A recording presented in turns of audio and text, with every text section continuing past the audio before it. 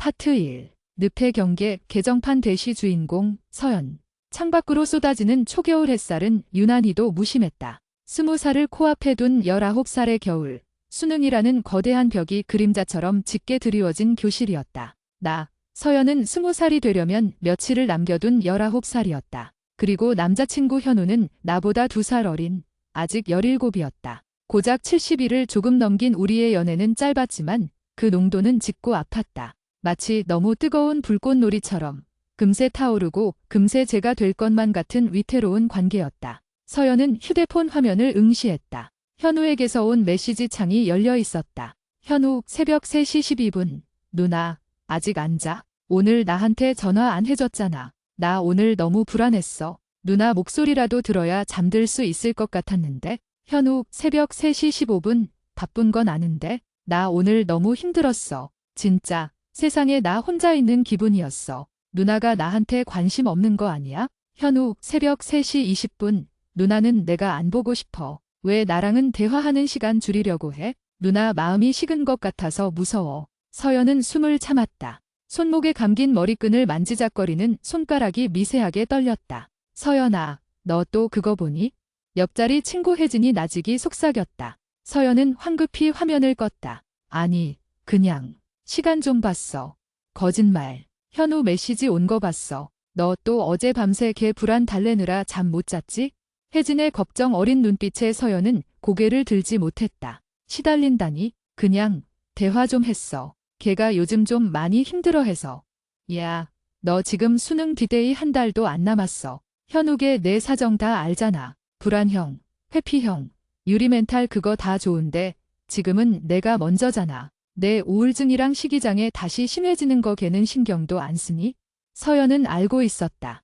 혜진의 말이 맞았다. 하지만 현우의 문제는 우울형이라는 단어 하나로 설명하기 힘든 복잡한 늪이었다. 현우는 진심으로 스스로를 괴롭혔다. 그를 칭찬하고 사랑한다고 수백 번 말해도 그의 내면은 메마른 사막 같았다. 누군가 나를 진심으로 좋아할 리 없다는 근원적인 불신. 서연은 그 불신을 걷어내려 애썼다. 사실 서연 자신도 식이장애와 우울증이라는 그림자와 싸우는 중이었기에 현우의 자기 혐오와 불안을 처음에는 깊이 이해했다. 나도 저러니까 그 마음이 현우에게로 향하는 연민이자 사랑이었다. 우리는 서로의 가장 어두운 부분을 알아봐주는 유일하게 서로를 이해하는 존재라고 믿었다. 하지만 그 관계는 빠르게 변질되었다. 처음에는 서로의 상처를 보듬는 관계였지만 이내 현우의 상처는 서연의 모든 에너지와 시간을 요구하는 블랙홀이 되었다. 현우는 서연이 자기를 이해하고 감당해줄 것이라 믿었고 서연은 자신이 덜은이라는 이유로 현우보다 2살이 많다는 이유로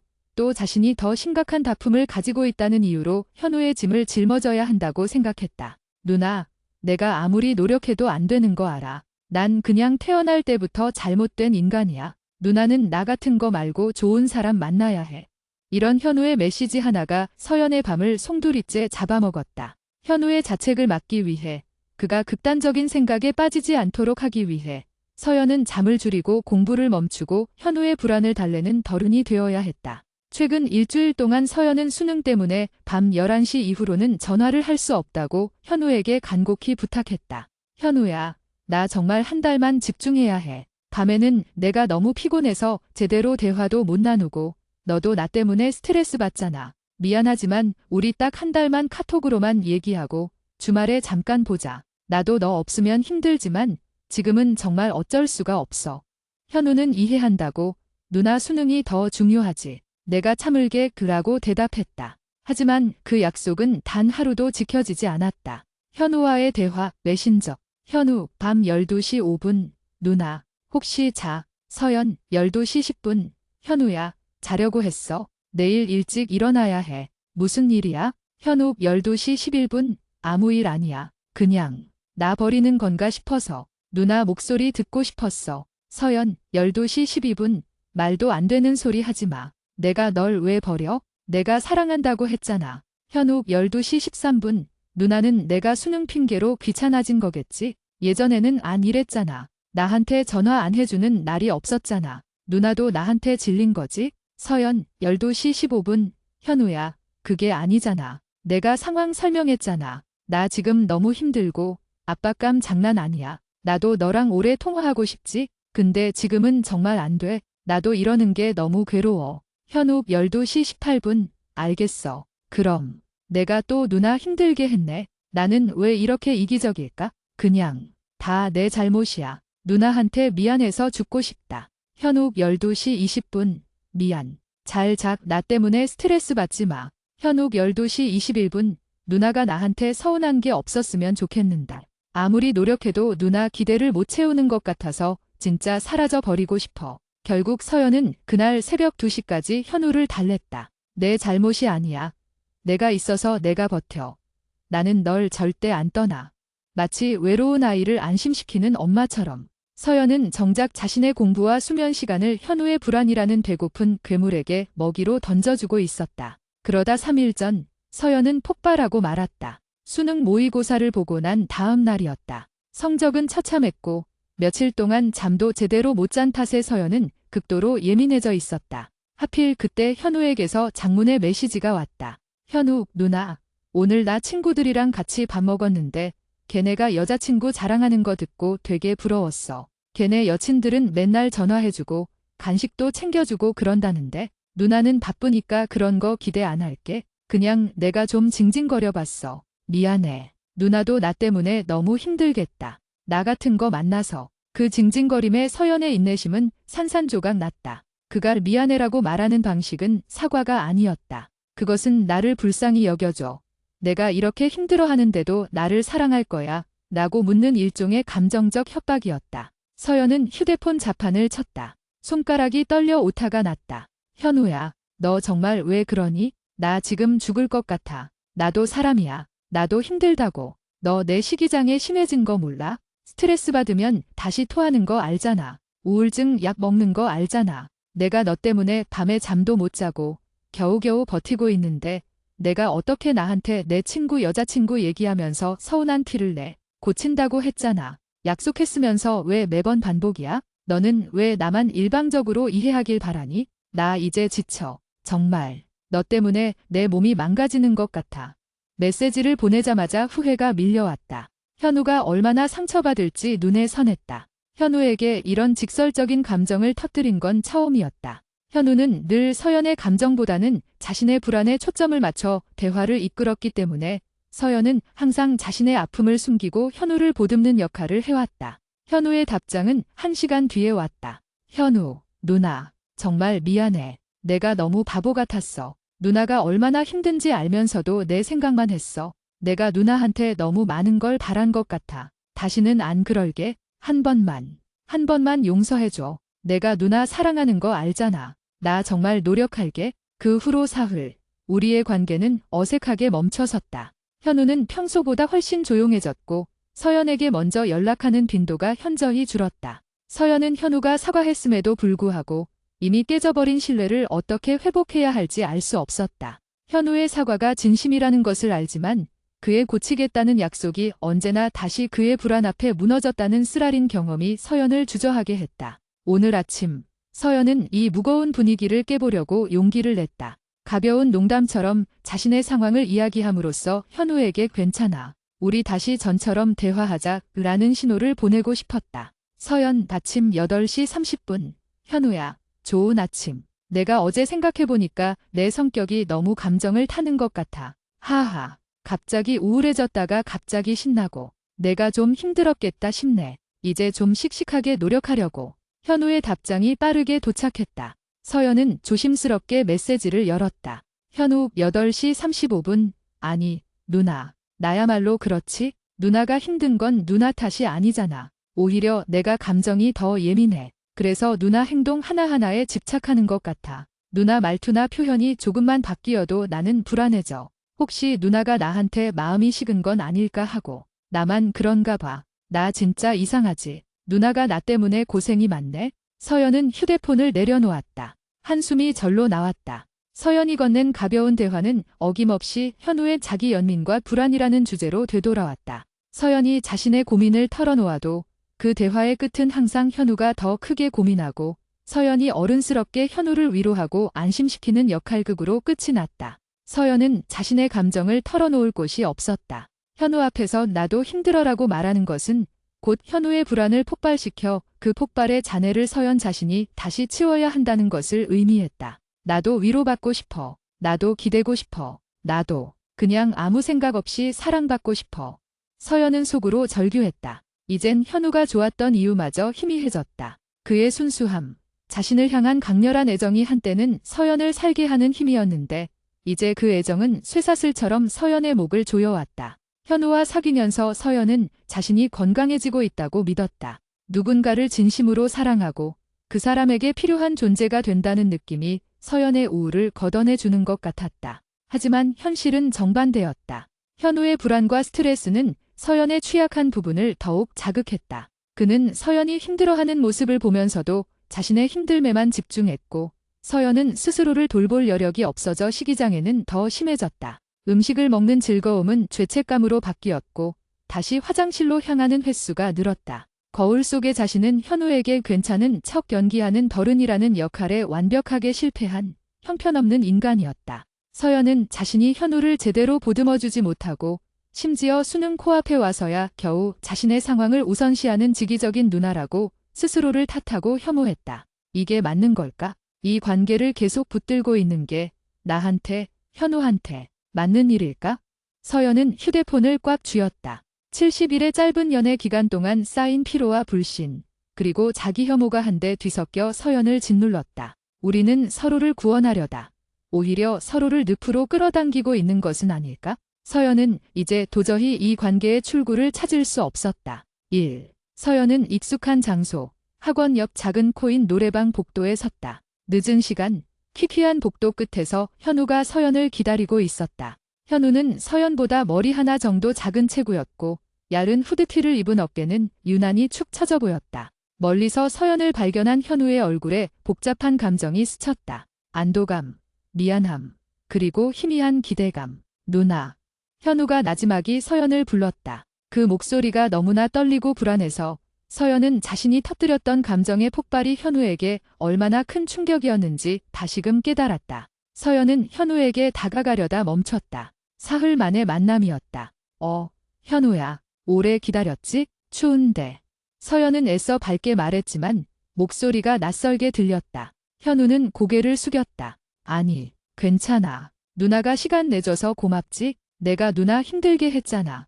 현우는 항상 이렇게 상대를 배려하는 듯한 말을 했지만 그 말투 밑바닥에는 다는 누나에게 짐이 되는 존재라는 자기 비하가 깔려 있었다. 서연은 그 무게를 감당해야 했다. 일단 들어가자. 여기서 얘기하기는 좀 그렇잖아.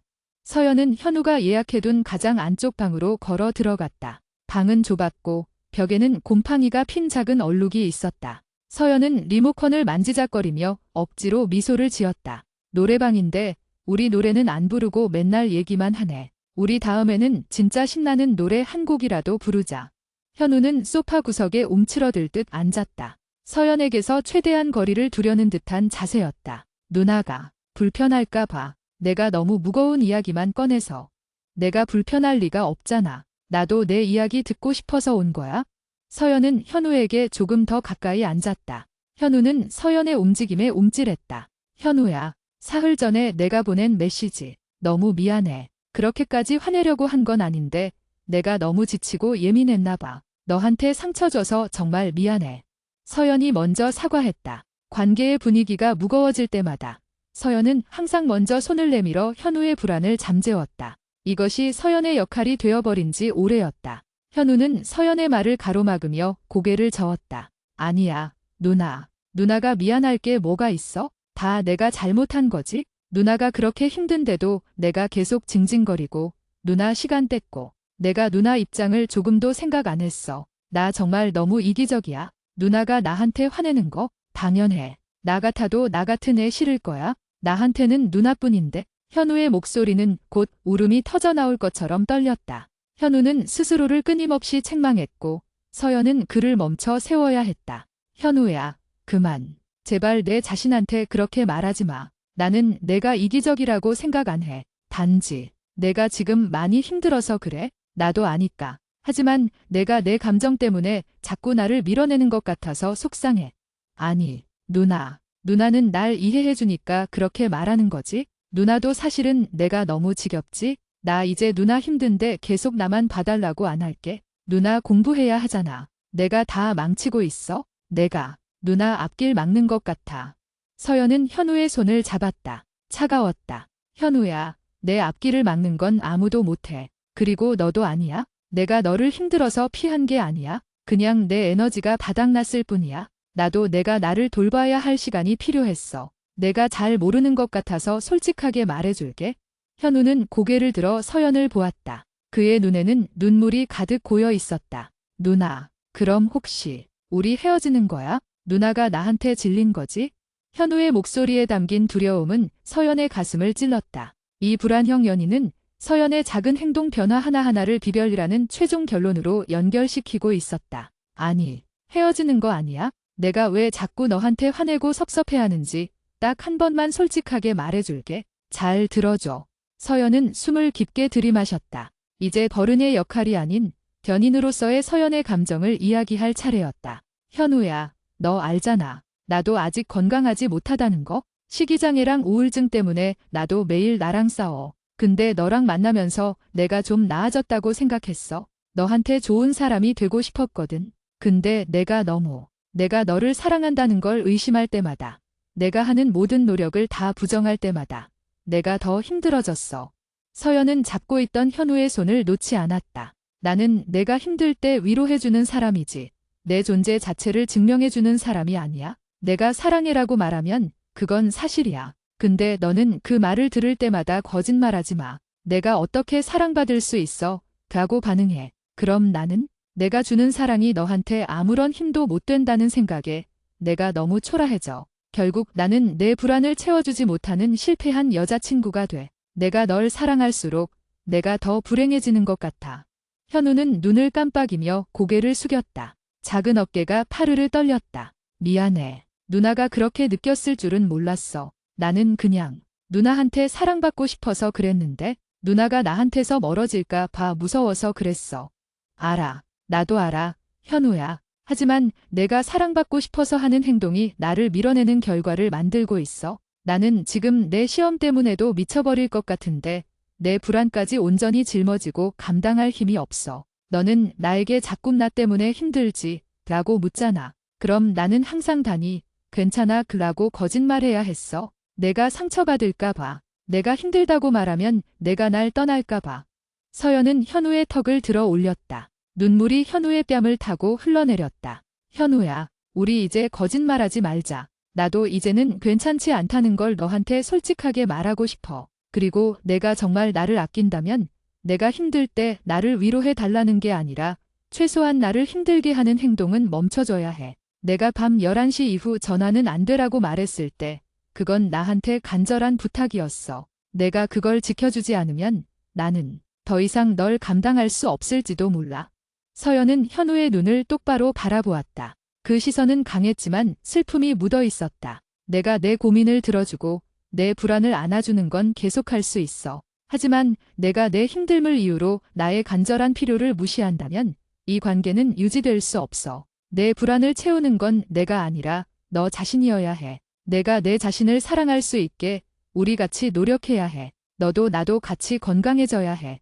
현우는 흐느꼈다. 누나, 나도 그러고 싶은데 그게 너무 힘들어. 누나가 나한테서 멀어지려고 할 때마다 나는 진짜 죽을 것 같아. 버려지는 것 같아서 다시는 혼자 남겨지기 싫어. 나는 널 버리지 않아. 다만 내가 너한테서 잠깐의 거리를 두는 건 우리가 더 오래 만나기 위한 거야. 내가 무너지면 우리 관계도 무너져. 현우야, 너는 내가 무너지길 바라는 거야? 아니, 절대 아니야. 누나가 무너지면 나도 무너져. 나는 누나 없으면 안 돼. 그럼 약속해줘. 한 달 동안 나한테 너무 서운하다고 하지 않기. 밤 11시 이후에는 먼저 전화하지 않기. 내가 괜찮지 않다고 말하면 내 이야기 대신 내 이야기를 들어주기. 나도 너한테 의지할 수 있도록. 현우는 눈물을 닦으며 간신히 고개를 끄덕였다. 응, 약속할게. 진짜 약속할게. 내가 이번에는 정말 고쳐볼게. 누나, 내가 많이 사랑해. 나 포기하지 말아줘. 누나가 나한테는 전부야. 서연은 한숨을 쉬며 현우를 안아주었다. 그의 작은 어깨를 토닥였다. 서연은 현우를 진심으로 사랑했지만 이 포옹이 현우를 향한 연인으로서의 사랑인지 아니면 불안한 아이를 다독이는 보호자로서의 의무감인지 스스로도 헷갈렸다. 이미 깨져버린 신뢰는 현우의 사과나 서연의 포옹만으로는 회복될 수 없었다. 이 관계는 이제 위태로운 외줄타기였다. 그로부터 이틀 후 서연은 혜진과 함께 자습실에 앉아 있었다. 서연은 두꺼운 참고서를 펼쳤지만 글자가 눈에 들어오지 않았다. 현우와의 대화 이후 그는 놀라울 정도로 차분해졌다. 밤늦은 메시지도 징징거림도 멈췄다. 하지만 그 침묵이 서연을 더 불안하게 만들었다. 현우와의 대화 메신저. 서연 오후 8시. 현우야, 오늘 공부 잘했어? 밥은 챙겨 먹었고? 현우 8시 5분. 응, 누나, 밥 먹었어. 누나도 잘 챙겨 먹어. 나 때문에 밥 거르지 마. 열심히 하고 있어. 힘내. 서연 8시 7분. 고마워. 너도 힘들면 언제든지 얘기해.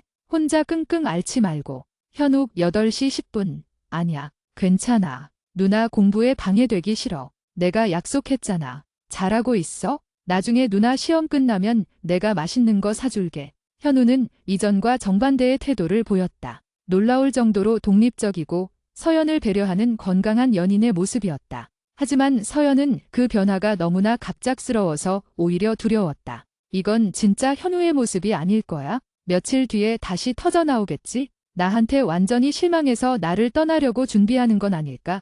서연은 현우의 침묵 속에서 폭풍전야의 고요함을 느꼈다. 야, 현우가 드디어 정신 차렸나 보네. 내가 세게 나가니 효과가 있네. 혜진이 서연의 휴대폰 화면을 힐끗 보더니 속삭였다. 글쎄, 너무 조용해서 더 불안해. 꼭 나한테 마음 닫은 것 같아. 너도 참 희한하다. 징징거릴 땐 지쳐 죽겠다고 하더니 조용하니 또 불안하대. 넌 그냥 걔를 믿지 못하는 거야. 서연아, 걔가 너를 떠날까 봐 무서워하는 거지? 혜진의 말은 서연의 심장을 정확히 꿰뚫었다. 서연은 현우에 고치겠다는 약속을 믿지 못했다. 수많은 반복과 배신감 속에서 서연은 이미 현우의 불안이 일시적으로 잠잠해진 것일 뿐 언제든 다시 자신을 괴롭힐 것이라는 학습된 불신을 갖게 된 것이다. 이게 바로 깨져버린 신뢰구나. 이젠 걔의 좋은 모습조차도 의심하게 돼. 서연은 한숨을 내쉬며 자리를 떴다. 나 잠깐 바람 좀 쐬고 올게. 머리가 너무 복잡해. 자습실 복도 끝. 창가에 기대어 서연은 휴대폰을 들었다. 현우에게 전화를 걸까 잠시 고민했지만 이내 메시지를 남겼다. 서연 9시 30분. 현우야, 우리 내일 학원 끝나고 딱 30분만 볼까? 내 얼굴 잠깐 보고 싶어서. 요즘 너무 짧게만 대화하잖아. 현우에게서 답이 오기까지 5분이 걸렸다. 현우에게는 5분이라는 시간이 아주 길게 느껴지는 법이 없었는데. 현우 9시 35분. 누나, 미안. 내일은 힘들 것 같아. 나 갑자기 좀 안 좋은 일이 생겨서 혼자 있고 싶어. 누나 공부에 방해될까 봐. 서연은 가슴이 덜컥 내려앉았다. 안 좋은 일, 현우의 혼자 있고 싶다는 말은 언제나 그가 감정의 소용돌이 속으로 숨어 들어갔을 때 나오는 회피적인 표현이었다. 서연이 먼저 거리를 두자고 했을 땐 불안해하더니 이제는 현우가 먼저 거리를 두려고 하는 것이다. 서연 9시 37분. 무슨 일이야? 혹시 내가 도와줄 수 있는 거 없어? 너무 걱정된다. 나한테 말해줘. 혼자 힘들어하지 마. 현우 9시 40분. 진짜 아무것도 아니야. 그냥 나 혼자 생각할 시간이 필요해. 누나한테 또 짐 지우고 싶지 않아. 누나, 공부 열심히 해. 나 때문에 신경 쓰지 마. 나 괜찮아. 서연은 현우의 회피형 면모가 발동된 것임을 직감했다. 불안형이던 현우는 상대가 자신에게서 거리를 두려 하거나 자신이 상대에게 상처를 주었다고 느낄 때 스스로를 보호하기 위해 회피 모드로 전환되었다. 그는 스스로를 벽 안에 가두고 상대가 다가오는 것을 막았다. 내가 너에게 짐이 되니 아예 내가 먼저 거리를 둘게라는 방어 기제였다. 서연은 당황했다. 현우를 안심시키고 대화로 관계를 회복해야 할 사람은 바로 서연 자신이었다. 하지만 현우의 이런 반응은 서연을 더욱 지치게 만들었다. 서연이 감정적 폭발이라는 약점을 보이자 현우는 그 약점을 방패 삼아 자신을 고립시키기 시작한 것이다. 서연은 손에 힘을 주어 휴대폰을 꽉 잡았다. 내가 현우한테 이렇게 무력감을 느껴야 하나. 내가 이 관계를 통제할 수 없다는 사실이 너무 괴로워. 현우는 항상 서연에게 내가 나를 구원해 줄 수 있다는 신호를 보냈지만 정작 서연이 힘들 때 현우는 구원자가 될 능력이 없었다. 오히려 그는 서연을 버팀목 삼아 자신을 일으켜 세우려 했고 서연이 흔들리자 본인도 무너져 버린 것이다. 서연은 텅 빈 자습실로 다시 걸어 들어갔다. 혜진은 서연을 힐끗 보더니 다시 공부에 집중했다. 서연은 자리에 앉았지만 더 이상 공부할 수 없었다. 현우의 침묵과 회피는 서연에게 수능보다 더 큰 압박감으로 다가왔다. 현우가 정말 나한테서 멀어지고 싶어 하는 걸까? 아니면 내가 준 상처 때문에 아파서 혼자 있는 걸까? 만약 얘가 나 때문에 정말 극단적인 선택을 하면 어쩌지? 서연은 자신의 몸을 쥐어짰다. 이 모든 상황이 현우를 지켜주지 못한 나 때문이라는 자괴감이 다시 스멀스멀 기어 올라왔다. 결국 서연은 현우에게 솔직하게 감정을 터뜨린 자기 자신을 탓하기 시작했다. 내가 어른답지 못했어. 내가 감정을 억누르고 현우를 먼저 보듬어줬어야지. 나 때문에 현우가 더 힘들어졌어. 그날 밤 서연은 식욕을 완전히 잃었다. 저녁 식사로 겨우 먹었던 샐러드조차도 위 속에서 돌덩이가 된 것 같았다. 서연은 화장실로 달려갔다. 쑤셔 넣었던 손가락이 목젖을 건드렸다. 괜찮아. 다 토해내면 좀 나아질 거야. 이 불안도, 스트레스도 다 토해낼 수 있을 거야. 몸이 가벼워져야 내일 다시 현우에게 연락할 힘이 생기지. 차가운 변기 앞에 꿇어앉은 서연은 비로소 깨달았다. 현우와의 관계가 자신을 건강하게 만드는 것이 아니라 자신의 가장 취약한 부분을 다시 끄집어내고 있다는 것을. 서연은 현우와 사귀면서 잠깐 멈췄던 식이장의 증상이 다시 심해지고 있었다. 그 모든 것이 현우 때문이라고 생각하고 싶지 않았지만 이 감정의 소용돌이에서 벗어날 수 있는 유일한 탈출구는 결국 자기 파괴적인 방식이었다. 서연은 뺨을 타고 흐르는 눈물을 닦았다. 그 눈물은 현우를 향한 슬픔인지 스스로에 대한 혐오인지 알 수 없었다. 이 관계는 더 이상 사랑이 아니었다. 서로를 물고 늘어지는 병든 상호 의존이었다. 3. 며칠이 더 지났다. 현우의 생일이었다. 20살을 며칠 앞둔 서연은 현우의 생일을 축하해줘야 한다는 의무감에 사로잡혔다. 현우는 자기는 생일 같은 거 필요 없다며 거절했지만 서연은 이미 작고 섬세한 펜던트 목걸이를 준비해 두었다. 서연은 현우가 다니는 학교 앞으로 찾아갔다.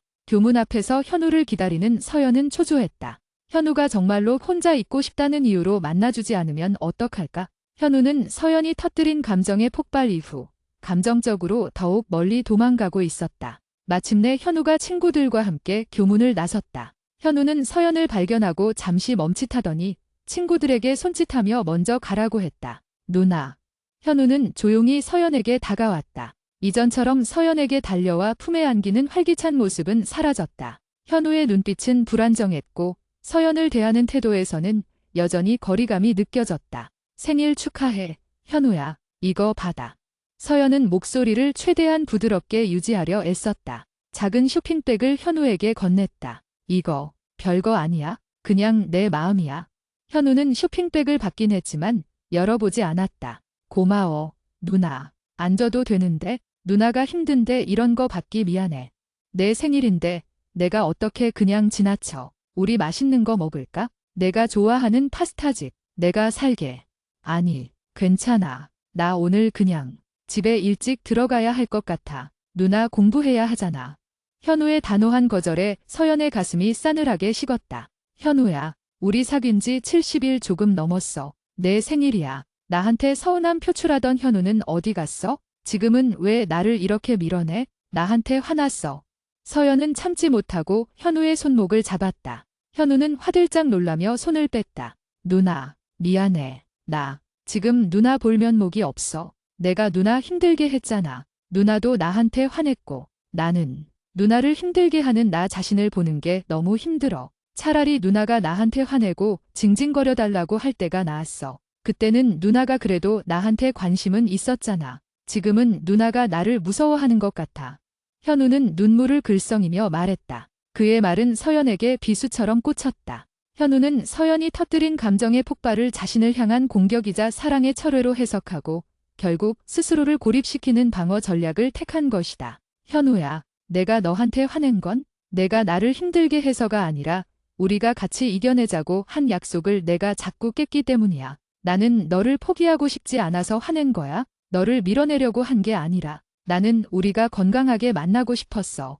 서연은 현우의 뺨을 조심스럽게 감쌌다. 우리 관계는 너 혼자 노력해서도 나 혼자 노력해서도 안 돼. 현우야, 우리 이제 서로에게 솔직해져야 해. 나는 내가 너무 힘들 때 병원에 같이 가보자고 계속 이야기했잖아. 내 불안과 우울은 내가 감당할 수 있는 영역이 아니야. 전문가의 도움을 받아야 해. 나도 지금 병원에 다니잖아. 내가 이상한 게 아니야.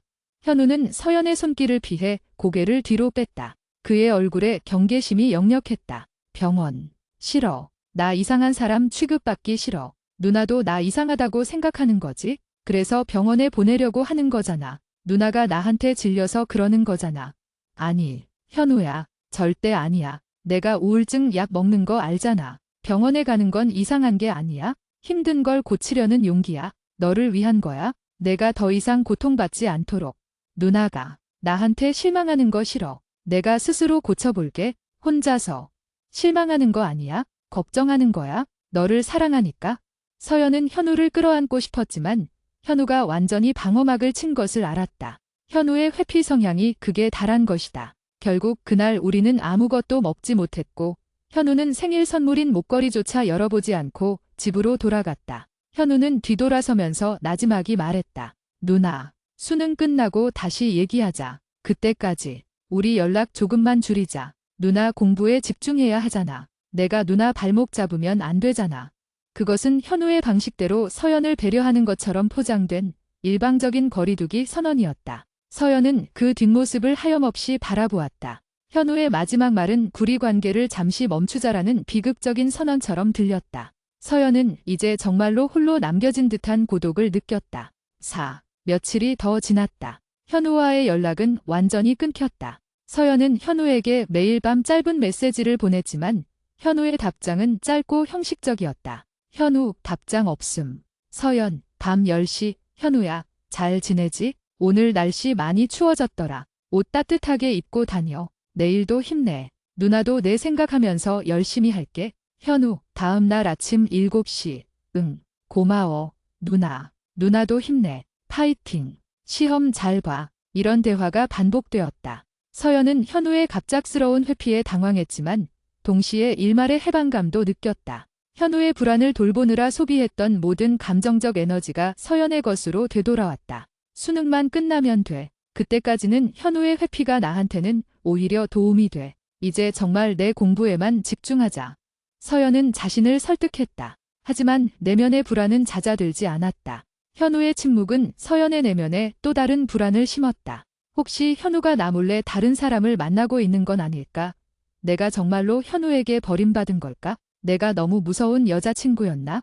서연은 자신의 식이장애와 우울증 증상이 악화되는 것을 막기 위해 이 악순환의 고리를 끊어야 한다는 것을 알았다. 하지만 이미 현우에게 깊이 의존하고 있던 서연의 마음은 그를 놓아주기를 거부했다. 현우의 불안이 서연에 필요한 존재라는 감각을 채워주었고 이제 그 역할이 사라지자 서연은 극심한 공허함에 시달렸다. 수능이 하루 앞으로 다가온 날 서연은 현우에게 길고 긴 메시지를 보냈다. 서연 보후 7시, 현우야. 내일 드디어 수능이야. 그동안 내가 너한테 짜증도 많이 내고 내 불안을 제대로 못 안아줘서 미안해. 그래도 내가 내 곁에 있어줘서 여기까지 올 수 있었어. 정말 고마워. 내 덕분에 많이 버텼어. 서연, 내일 시험 잘 보고 올게. 내가 내 옆에 없어서 많이 허전할 것 같긴 한데 내가 나한테 방해되기 싫다고 했으니까 잘 버텨볼게. 그리고 시험 끝나고 우리 다시 만나서 진지하게 이야기하자. 우리 관계에 대해서. 나는 내가 너무 소중해. 서연, 내가 혼자 힘들어하는 거 싫어. 내가 널 많이 사랑해. 그러니까 제발 내 자신을 괴롭히지 마. 누나 걱정 안 하게. 우리 꼭 다시 건강하게 만나자. 현우는 1시간 뒤에 답장했다. 현우 오후 8시. 누나, 응원해. 내가 누나 옆에 못 있어줘서 미안해. 내일 잘 봐. 끝나고 보자. 그때 얘기하자. 누나도 무리하지 마. 그의 답장은 여전히 짧고 서연의 사랑해라는 고백에 대한 응답은 없었다. 서연은 휴대폰을 꽉 쥐고 울었다. 현우는 수능이라는 큰 일을 앞둔 연인에게조차도 자신의 불안과 회피를 극복할 의지를 보이지 않고 있었다. 끝내야 할 때가 된 건가? 얘가 나를 이미 놓아버린 건가? 서연은 자신이 현우에게서 받은 상처보다 자신이 현우의 불안을 치유하지 못하고 그를 버리려는 나쁜 사람이 될까 봐 더 두려웠다. 서연은 자기 자신보다 현우의 감정을 더 걱정하고 있었다. 서연은 여전히 더른의 역할을 벗어던지지 못하고 있었다. 그날 밤 서연은 혜진에게서 온 전화를 받지 못했다. 다음 날 아침 혜진이 보낸 메시지를 발견했다. 혜진, 밤 11시 30분. 서연아, 너 혹시 현우 인스타 봤니? 혜진, 밤 11시 31분. 너무 신경 쓰지 마. 내가 먼저다. 내일 시험 잘 봐. 사랑해. 끝나고 내가 내 옆에 있을게. 서연은 가슴이 쿵쾅거렸다. 현우의 인스타그램. 왜? 서연은 현우의 계정에 접속했다. 현우는 거의 인스타그램에 게시물을 올리지 않는 사람이었다. 하지만 새로운 게시물이 올라와 있었다. 현우의 친구들과 함께 찍은 사진이었다. 배경은 현우의 집이었고 그들은 다 함께 피자와 치킨을 먹으며 환하게 웃고 있었다. 그리고 그 사진에는 캡션이 달려 있었다. 별표 사인 현우, 별표 사인 가장 힘들 때 옆에 있어준 친구들. 고맙다. 오늘만은 나도 괜찮은 척하지 않을게. 다들 나보다 훨씬 낫다. 이제야 좀 숨 쉴 것 같네. 캡션 밑에는 수많은 친구들의 댓글이 달려 있었다. 힘내라. 불이가 있잖아. 솔직히 너 걔 때문에 얼마나 힘들었냐. 이제 맘 편히 지내라. 그리고 서연의 눈에 들어온 현우의 답글. 현우의 답글. 이제야 좀 살 것 같아. 나만 이렇게 징징거리는 줄 알았는데 너의 덕분에 내가 너무 많은 걸 짊어지려 했다는 걸 깨달았어. 이제는 나한테 집중할게. 그 관계는 나한테 짐이었던 것 같아.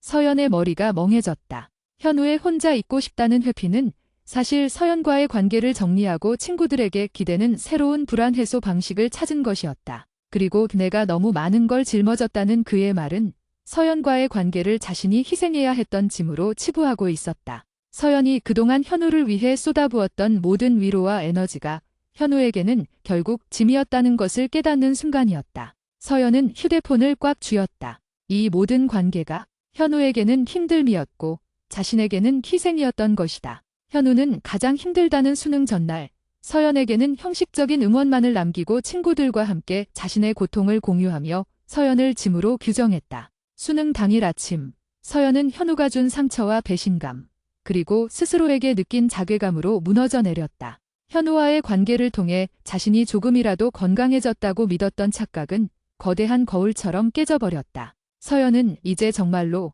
이 관계를 끝내야 할지 결정해야만 했다. 하지만 그 결정을 내리기에는 서연 자신의 마음도 너무나 병들어 있었다. 현우는 수능이 끝난 그날 밤 서연에게 전화를 걸었다. 서연은 초췌한 얼굴로 전화를 받았다. 누나.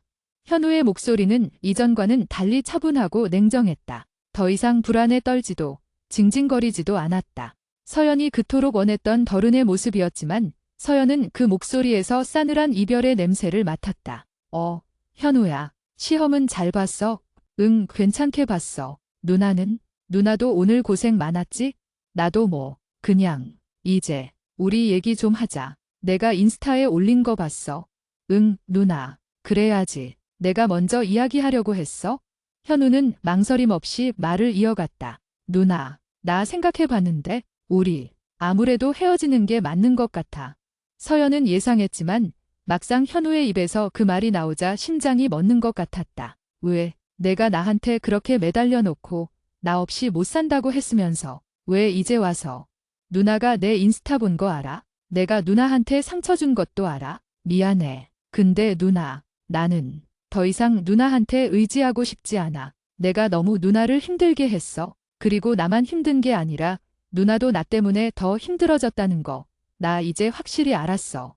현우의 말은 놀라울 정도로 논리적이고 합리적이었다. 마치 누군가에게 코치를 받은 것처럼. 내가 누나를 구원할 수도 없고 누나도 나를 구원할 수 없잖아. 우리는 서로의 짐만 될 뿐이야. 나는 이제 나 스스로를 좀 돌보고 싶어. 누나의 불안을 감당하는 게 아니라 나 이제 병원도 한번 가보려고 생각 중이야. 누나 말대로.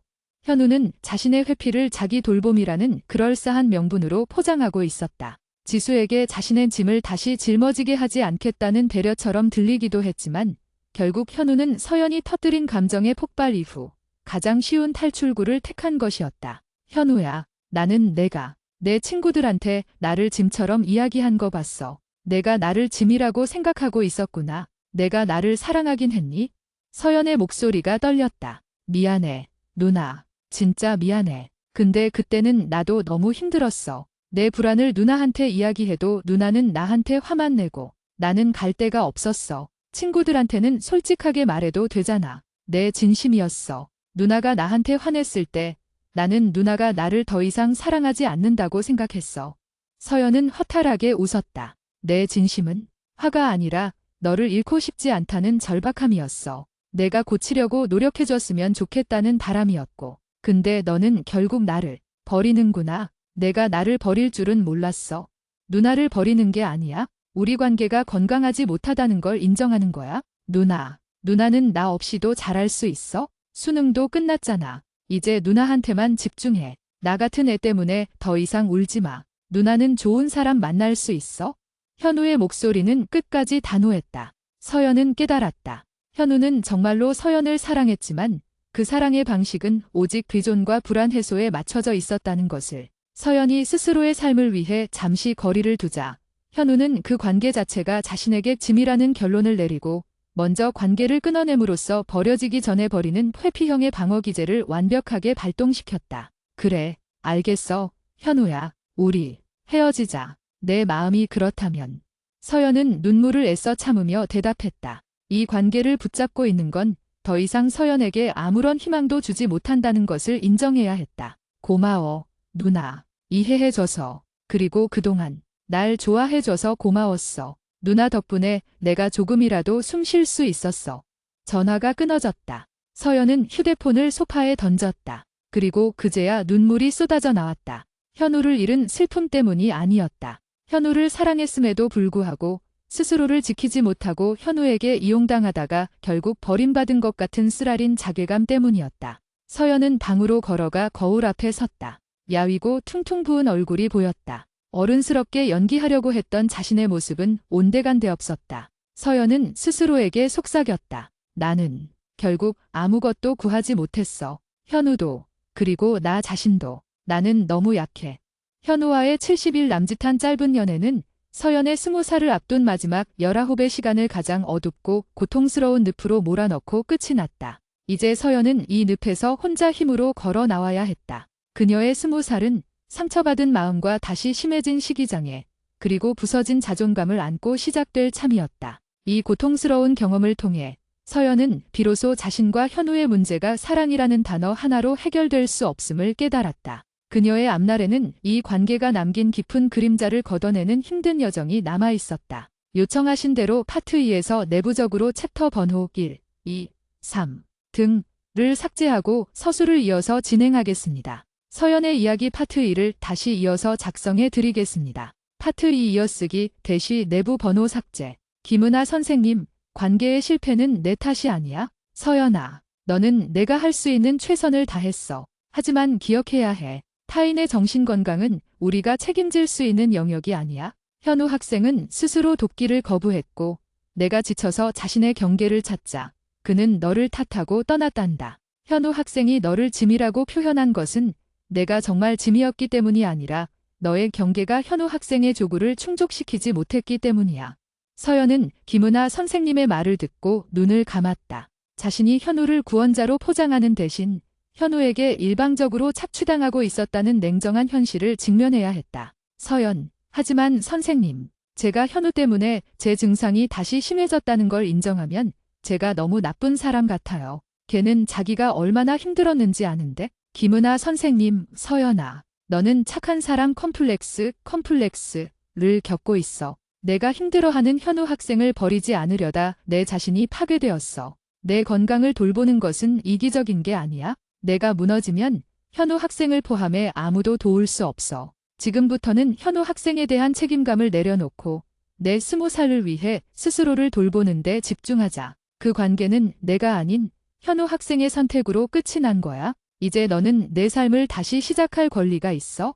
선생님은 서연에게 우울증 약 처방을 다시 내렸고 시기장애에 대한 상담을 병행하자고 권유했다. 그리고 현우와의 관계에 대한 감정을 분리하는 연습을 시작하자고 조언했다. 서연은 병원 문을 나서면서 현우의 이별 통보보다 김은아 선생님의 현실적인 진단이 자신에게 훨씬 더 큰 충격과 동시에 해방감을 주었다는 것을 깨달았다. 그래, 나를 돌보는 것이 먼저다. 서연은 다음 날부터 아주 작은 변화를 시도했다. 우선 현우의 모든 SNS 계정을 차단했다.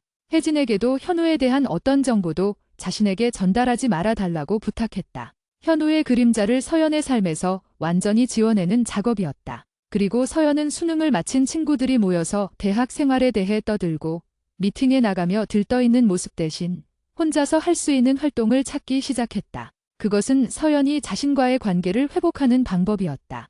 서연은 동네 도서관에 갔다. 책장 사이를 거닐며 서연은 문학 작품 대신 심리학 코너에 멈춰섰다. 불안정, 애착, 자기애, 경계선, 성격과 같은 단어들이 서연의 눈에 들어왔다. 현우와의 관계를 이해하고 싶었다. 책을 읽으면서 서연은 현우의 불안형 애착과 회피형 성향이 섞여 나타나는 복잡한 패턴을 이론적으로 이해하기 시작했다. 책에서 발췌한 내용. 불안형 애착을 가진 사람은 상대방과의 거리감이 느껴질 때 극도의 불안을 느끼며 이를 해소하기 위해 징징거리거나 끊임없이 관심을 요구한다. 상대방이 이 요구에 지쳐 경계를 설정하면 이들은 이를 버려짐으로 해석하고 때로는 스스로를 보호하기 위해 상대방에게 회피 모드를 발동하여 먼저 관계를 끊어낸다. 이는 내가 버려지기 전에 내가 먼저 관계를 정리함으로써 상처를 통제하겠다는 방어 기제이다. 서연은 책을 덮었다. 현우가 이별을 통보한 그 순간 그가 자신을 짐이라 규정하고 떠난 그 행동이 현우의 불안형 애착의 최종적인 방어 기제였음을 깨달았다.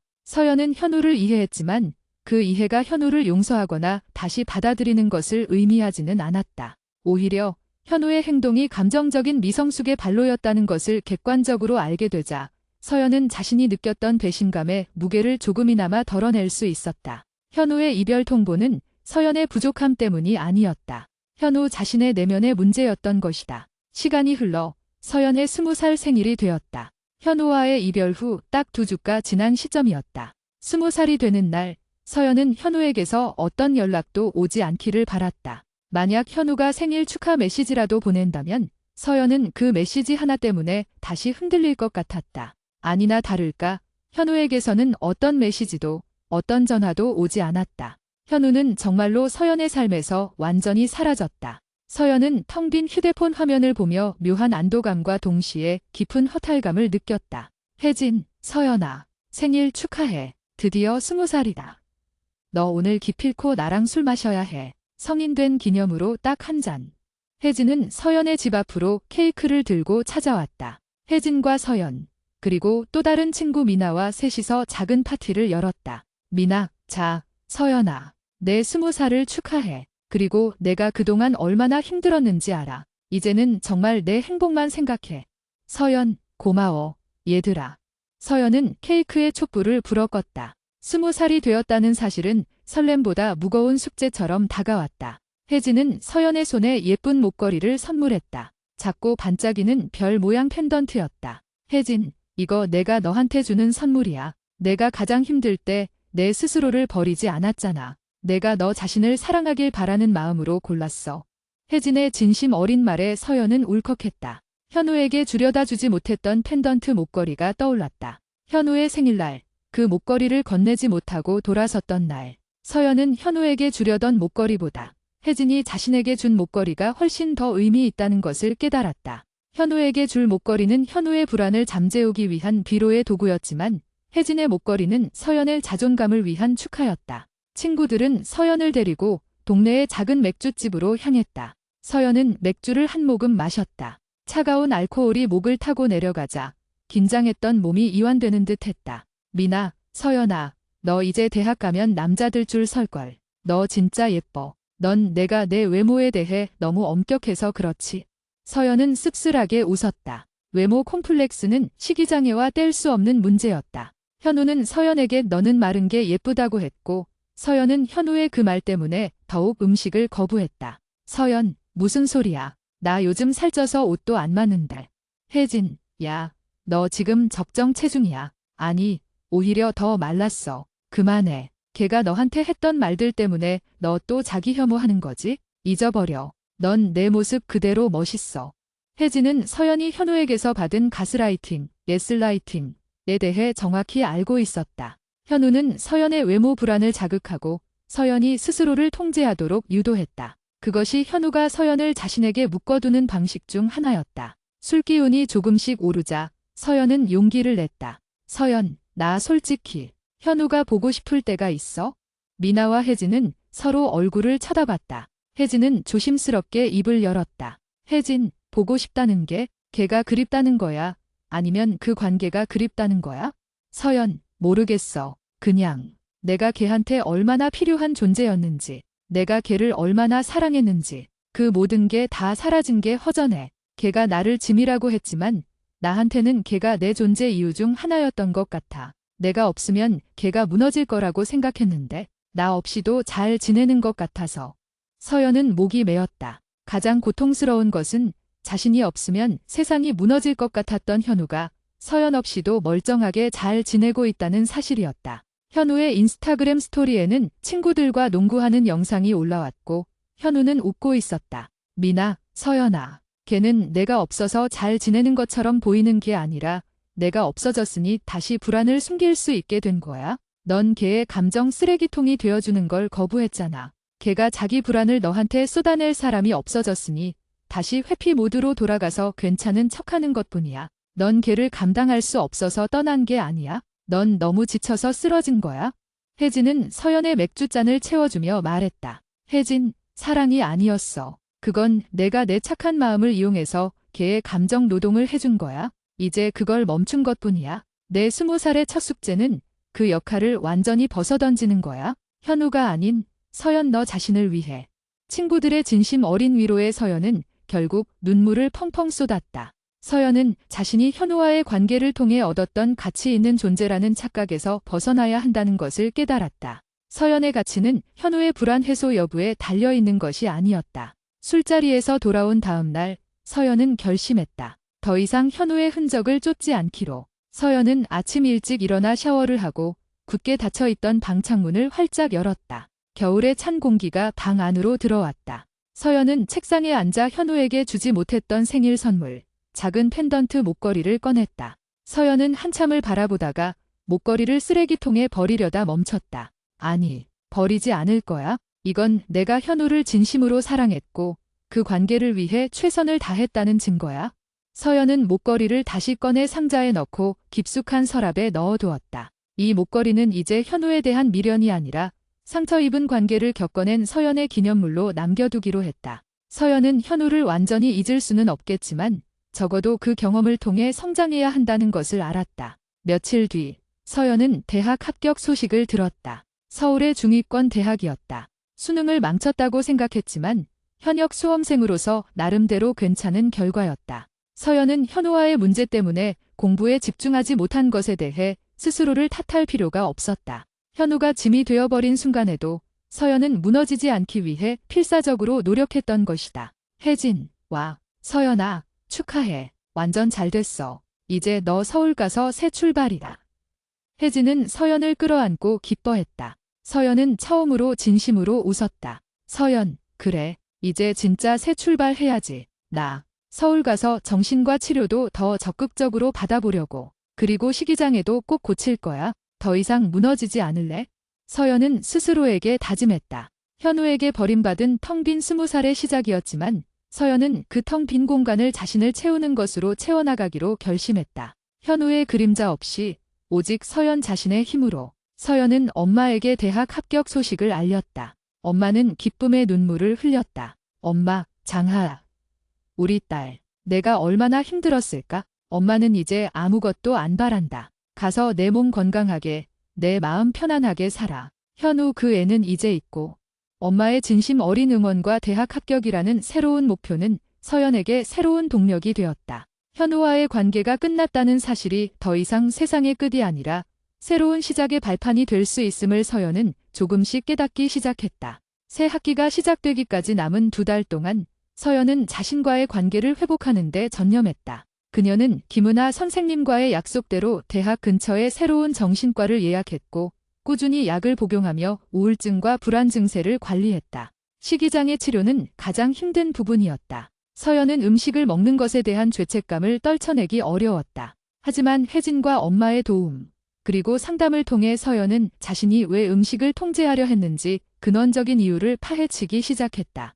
현우에게서 통제력을 잃었을 때 서연은 자신의 몸을 통제함으로써 무너진 자존감을 회복하려 했던 것이다. 서연의 상담기로 발췌. 저는 현우에게 완벽한 연인이 되어야 한다는 강박이 있었습니다. 현우의 불안을 감당하고 그에게 어른처럼 행동해야 했죠. 제가 그 역할을 수행하지 못하자 저는 제가 실패했다고 느꼈습니다. 그리고 그 실패감을 만회하기 위해 제 몸에 대한 통제력을 극단적으로 발휘했습니다. 식이장애는 저에겐 나는 적어도 나 자신을 통제할 수 있다는 거짓된 안도감을 주었습니다. 서연은 의도적으로 불안해도 괜찮다고 스스로에게 말해주는 연습을 했다. 완벽하지 않아도 현우 없이도 충분히 가치 있는 사람이라는 것을 인정하는 훈련이었다. 현우가 그녀에게 심어놓았던 너는 나 없이는 가치 없는 존재라는 무의식적인 메시지를 지워나가는 과정이었다. 새로운 시작을 준비하며 서연은 아르바이트를 구했다. 서점에서 일하기로 했다. 책에 둘러싸여 조용히 시간을 보내는 것이 서연에게는 심리적인 안정을 주었다.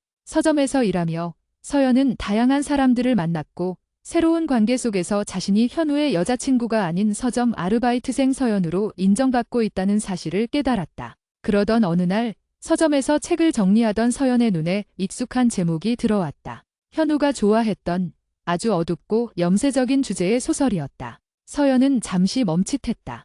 현우와의 기억이 다시 서연의 머릿속을 스쳤다. 현우는 늘 자신이 그 소설의 주인공처럼 세상에서 버려진 존재라고 말했다. 서연은 책을 들었다. 그리고 서점에서 일하는 동안 틈틈이 그 소설을 다시 읽었다. 예전에는 현우의 감정에 몰입해 소설을 읽었다면 이번에는 현연의 문제점을 객관적으로 파악하는 시선으로 소설을 읽었다. 현우는 이 소설 속 주인공처럼 자신이 비극의 중심에 있어야만 자신의 존재를 인정받는다고 생각했구나.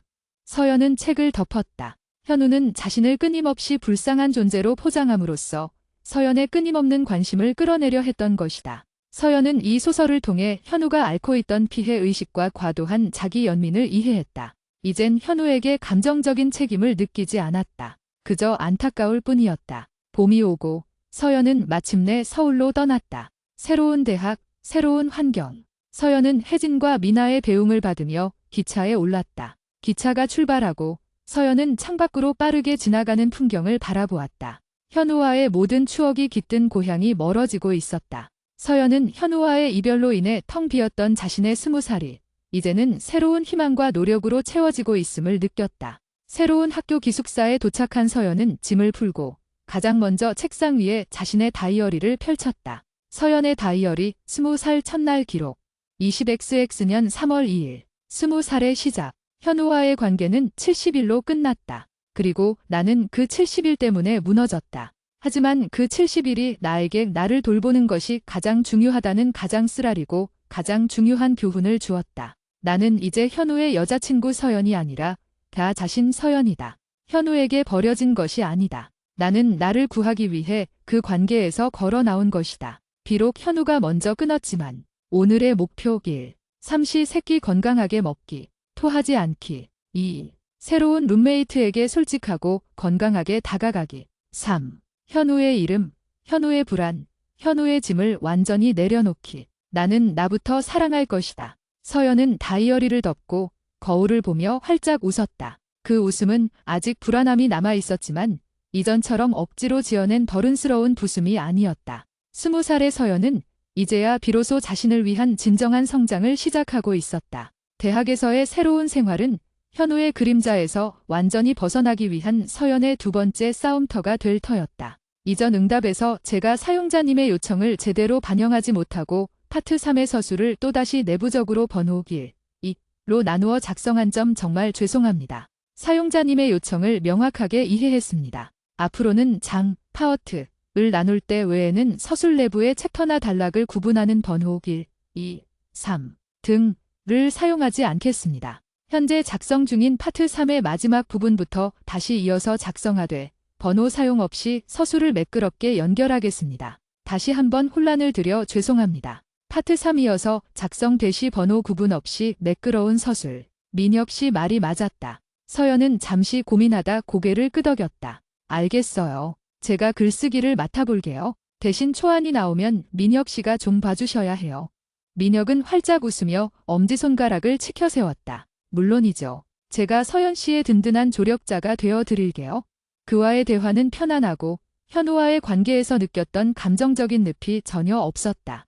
서연은 민혁과의 관계가 상호적일 수 있다는 이지영 선생님의 조언을 떠올렸다. 그날 이후 서연은 민혁과 자주 연락을 주고받으며 조별 과제를 진행했다. 민혁은 항상 서연의 의견을 먼저 물었고 서연이 힘들거나 지쳐 보일 때면 억지로 대화를 끌어가지 않았다. 서연이 잠시 연락을 하지 않아도 민혁은 불안해하거나 징징거리는 대신 천천히 해. 내 컨디션이 먼저야 라고 배려하는 메시지를 보냈다. 서연은 민혁과의 관계 속에서 건강한 거리감이 어떤 것인지 처음으로 경험했다. 민혁은 서연의 경계를 침범하지 않았고 서연 역시 민혁에게 자신의 불안을 전가하지 않았다. 하지만 서연의 불안은 완전히 사라지지 않았다. 어느 날 서연은 글쓰기 과제를 위해 견해에서의 불안정 애착에 대한 자료를 찾다가 현우의 인스타그램 계정을 실수로 다시 보게 되었다. 차단한 지 오래되었지만 현우의 계정은 여전히 공개 상태였고 서연은 충동적으로 그의 게시물 몇 개를 빠르게 훑어봤다. 현우는 여전히 친구들과 잘 지내고 있었고 꽤 밝아 보였다. 그의 최근 게시물 중 하나에는 낯선 여학생과 찍은 사진이 있었다. 캡션은 덕분에 많이 웃어. 서연의 심장이 바닥으로 곤두박질 쳤다. 현우가 다른 사람과 연애를 시작했거나 적어도 누군가에게 강하게 의지하고 있다는 명백한 증거였다. 현우는 서연에게는 짐이라고 했던 그 모든 불안을 이제 다른 사람에게 전가하고 있거나 혹은 그 사람 덕분에 완전히 치유된 것처럼 보였다. 서연은 극심한 배신감과 함께 자신이 현우에게 버려진 존재라는 사실을 다시 한번 직면했다. 현우는 서연 없이도 잘 살 뿐 아니라 더 행복해 보였다. 그날 밤 서연은 극심한 폭식과 구토 충동에 시달렸다. 현우에 대한 분노, 자신을 지키지 못한 자괴감, 그리고 여전히 현우에게 감정적으로 휘둘리는 나약함이 서연을 덮쳤다. 서연은 화장실로 달려가 변기 앞에 꿇어앉았다. 그러나 차가운 변기에 기대앉은 순간 서연은 현우 때문에 다시 무너지고 싶지 않다는 강한 저항감을 느꼈다. 나는 현우의 짐이 아니야. 나는 현우 때문에 내 몸을 망칠 필요가 없어. 그 서연은 거울을 보았다. 거울 속의 서연은 눈물 범벅이었지만 더 이상 예전처럼 절망적이지 않았다. 서연은 화장실을 나와 룸메이트 다인이 사다 준 따뜻한 우유를 마셨다. 그리고 다이어리를 펼쳐 그날의 모든 감정을 쏟아냈다. 현우는 여전히 자기의 길을 가고 있다. 새로운 관계를 찾았든 찾지 않았든 현우는 나를 잊었다. 내가 70일 동안 그를 위해 쏟아부었던 모든 감정 노동, 나의 희생은 현우에게는 아무것도 아니었다. 하지만 중요한 것은 현우가 나에게 어떤 영향을 미치든 나는 나의 경계를 지켜야 한다. 나는 현우의 행동 때문에 나의 건강을 훼손할 권리가 없다. 현우에게 버림받았다고 해서 내가 나 자신을 버릴 수는 없다. 이 경험은 서연에게 현우에 대한 미련을 완전히 끊어내는 결정적인 계기가 되었다. 현우는 이미 다른 삶을 살고 있는데 서연은 여전히 현우의 굴레에 갇혀 자신의 20살을 낭비할 수 없었다. 현우는 이제 서연의 과거일 뿐이었다. 다음 주 서연은 이지영 선생님과의 상담에서 현우의 인스타그램을 보고 폭식 충동에 시달렸던 이야기를 털어놓았다. 이지영 선생님, 서연 학생, 충동을 느꼈지만 결국 폭식을 하지 않고 스스로를 지켜낸 것은 엄청난 발전입니다. 현우 학생과의 관계는 이제 당신의 트라우마입니다. 트라우마는 당신의 의지와 상관없이 불쑥 튀어나와 당신을 괴롭히죠. 하지만 당신은 이번에 트라우마에 굴복하지 않고 스스로의 힘으로 통제력을 회복했어요. 이건 매우 중요한 승리입니다. 선생님은 서연에게 트라우마 재구성에 대한 이야기를 했다. 현우와의 관계를 실패한 연애가 아니라 미성숙한 의존 관계를 경험하고 자신의 경계를 배운 과정으로 재정의하는 훈련이었다. 서연은 현우를 미워하거나 그리워하는 대신 그를 통해 배운 교훈에 집중하기 시작했다. 이 무렵 조별 과제를 마무리하면서 서연은 민혁과 더욱 가까워졌다. 민혁은 과제가 끝난 후에도 서연에게 종종 연락했고 함께 캠퍼스 잔디밭에서 커피를 마시거나 도서관에서 공부하는 시간이 늘어났다. 민혁은 서연의 이야기를 잘 들어주었고 서연이 현우에 대한 이야기를 꺼내지 않아도 서연의 감정 상태를 세심하게 배려했다. 어느 날 저녁 둘은 늦은 시간까지 도서관에서 공부하고 함께 기숙사로 돌아가는 길이었다. 민혁은 서연에게 조심스럽게 물었다. 민혁, 서연 씨, 제가 혹시 선을 넘는 것 같으면 말해주세요. 서연 씨한테 혹시 남자친구가 있나요? 아니면 최근에 헤어진 건가요? 제가 서연 씨를 볼 때마다 왠지 모르게 좀 슬퍼 보일 때가 있어서요. 민혁의 질문에 서연은 잠시 망설였다. 현우에 대한 이야기를 꺼내는 것은 금기처럼 느껴졌지만 이제는 새로운 경계를 지키는 연습을 해야 할 때였다. 자신의 과거를 솔직하게 이야기하고 민혁이 그 과거를 존중하지 않는다면 관계를 정리하겠다는 마음으로 서연은 용기를 냈다. 서연, 네, 헤어진 지는 좀 됐어요. 20살 되기 전에 헤어졌어요. 그 사람이 제가 감당하기엔 너무 힘들었던 사람이었어요. 저한테 상처를 많이 줬고요. 그래서 제가 지금 사람들을 좀 경계하는 것 같아요. 특히 자기 자신을 힘들어하는 사람들을 보면 좀 불안해져요. 서연은 민혁에게 현우의 극심한 불안형 애착과 그로 인한 감정 노동, 그리고 결국 자신이 짐이 되어 버려진 경험을 자세히 이야기하지는 않았다. 하지만 힘들었던 사람, 상처를 많이 준 사람이라는 핵심적인 사실을 솔직하게 전달했다. 민혁은 서연의 이야기를 가만히 듣더니 잠시 동안 침묵했다. 서연은 불안해졌다. 혹시 내 이야기가 짐이 되었나? 민혁도 회피하고 싶어 하는 걸까? 하지만 민혁은 서연이 예상했던 현우의 반응과는 전혀 달랐다. 민혁은 부드러운 목소리로 말했다. 민혁, 서연 씨, 힘들었겠어요. 하지만 서연 씨가 상처를 준 게 아니라 그 사람이 서연 씨를 상처 준 거네요. 서연 씨가 사람을 경계하는 건 당연해요. 저도 서연 씨가 저를 경계하는 것 같다는 느낌을 받았는데 그 이유를 이해할 수 있을 것 같아요. 민혁, 저는 서연 씨의 과거가 어떤 것이든 서연 씨의 새로운 삶을 존중해요. 서연 씨가 힘들었던 이야기를 꺼내지 않아도 돼요. 그리고 제가 서연 씨한테 어떤 감정 노동도 요구하지 않을게요. 제가 회피형이라고 말했지만 저는 상대방의 경계를 침범하지 않으려는 뜻에서 하는 말이에요. 서연 씨가 저와 거리를 두고 싶으면 언제든지 말해주세요. 제가 서연 씨를 존중할게요. 민혁의 진심 어린 존중과 배려에 서연은 눈시울이 뜨거워졌다. 현우는 서연의 아픔을 듣고도 결국 내 불안 때문이야라며 자신의 감정에 초점을 맞췄지만 민혁은 서연의 아픔을 온전히 서연의 것으로 인정하고 그녀를 위로했다. 서연은 민혁에게서 건강한 애착의 모습을 처음으로 발견했다. 그날의 대화 이후 서연과 민혁의 관계는 더욱 가까워졌다. 민혁은 서연에게 데이트 신청을 했고 서연은 깊이 고민했다. 민혁은 현우와는 정반대인 간정형 애착의 가능성을 보여주었지만 서연은 여전히 누군가에게 마음을 여는 것이 두려웠다. 서연은 이지영 선생님과의 상담에서 이 고민을 털어놓았다. 서연, 선생님, 민혁 씨는 좋은 사람 같아요. 현우와는 너무 달라요. 하지만 제가 다시 누군가에게 의존하게 될까 봐, 그리고 제가 민혁 씨에게 제 불안을 전가하게 될까 봐 무서워요. 저 아직 건강하지 않잖아요. 이지영 선생님, 서연 학생, 중요한 건 건강함의 완벽성이 아니에요. 당신은 현우 학생과의 관계를 통해 당신의 애착 유형이 불안형이라는 것을 배웠고 지금 그것을 고치기 위해 노력하고 있습니다. 민혁 학생과의 관계는 당신이 배운 것을 실천해 볼 수 있는 좋은 기회예요.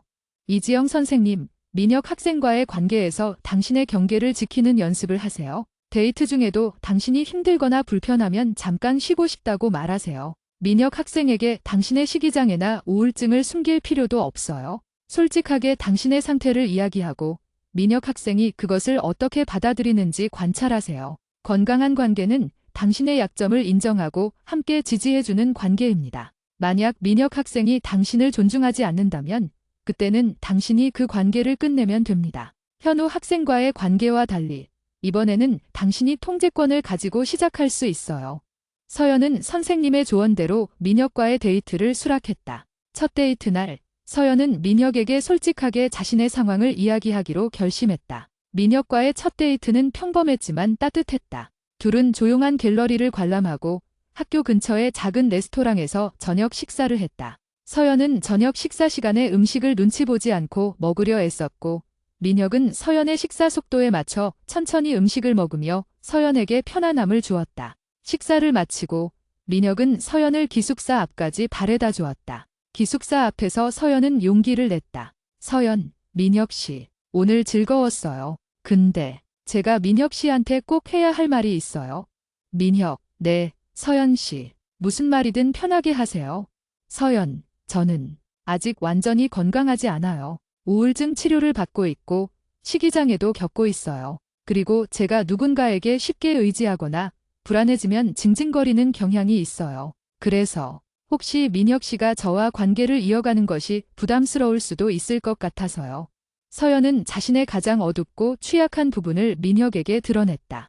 현우에게는 이 사실을 숨기거나 혹은 현우의 불안을 감당하는 도구로 사용했지만 민혁에게는 자신의 진정한 모습을 보여주고 싶었다. 민혁은 잠시 서연의 눈을 깊이 바라보더니 미소를 지었다. 그의 눈에는 동정이나 연민 대신 진심 어린 이해와 존중이 담겨 있었다. 민혁, 서연 씨, 고마워요. 저한테 이렇게 솔직하게 이야기해줘서요. 저도 사실 완벽한 사람은 아니에요. 저도 가끔 불안하고 힘들면 숨어버리고 싶어져요. 하지만 서연 씨가 저한테 솔직하게 이야기해줬다는 것 자체가 저한테는 큰 신뢰예요.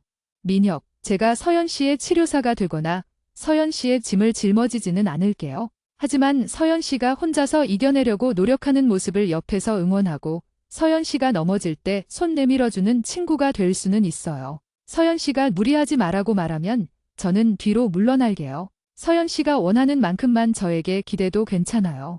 민혁은 서연의 손을 잡았다. 그의 손은 따뜻하고 단단했다. 민혁, 서연 씨는 이미 충분히 강해요. 당신은 힘든 상황에서도 당신의 건강을 지키려고 노력했고 여기까지 왔잖아요. 저는 그런 서연 씨를 좋아해요.